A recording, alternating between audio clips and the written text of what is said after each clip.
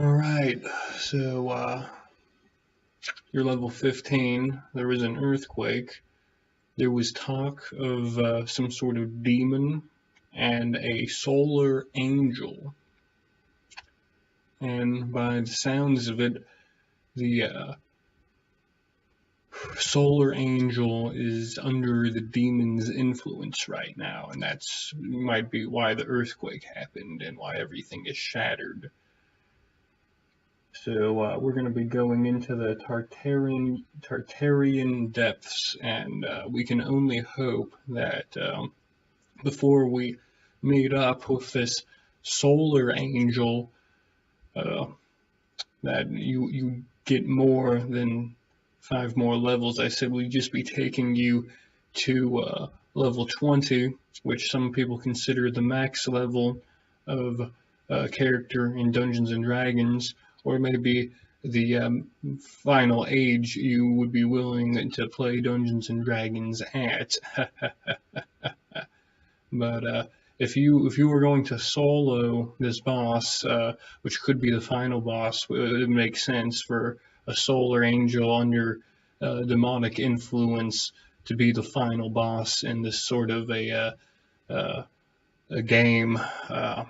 If we're going to be slaying or defeating a solar angel, you're going to need to be at least 8 levels higher, or you're going to need to have some sort of foolproof plan that you can engage to defeat the thing, and hope, if you're lucky, everything works out.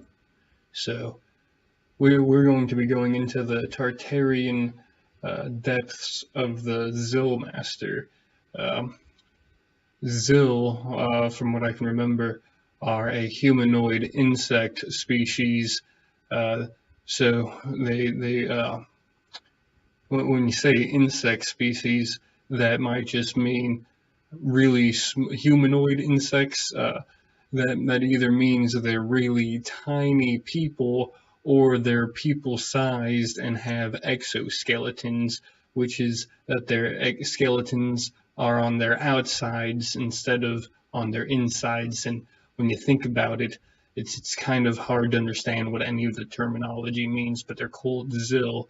And I don't know if they're friendly or not, because we're just going to be going around slaying them as we encounter them. We're going to be auto-targeting, and we're just killing these things until we can get 8 more levels so we can kill that solar angel under demonic influence. Because I think that's what we're here to do.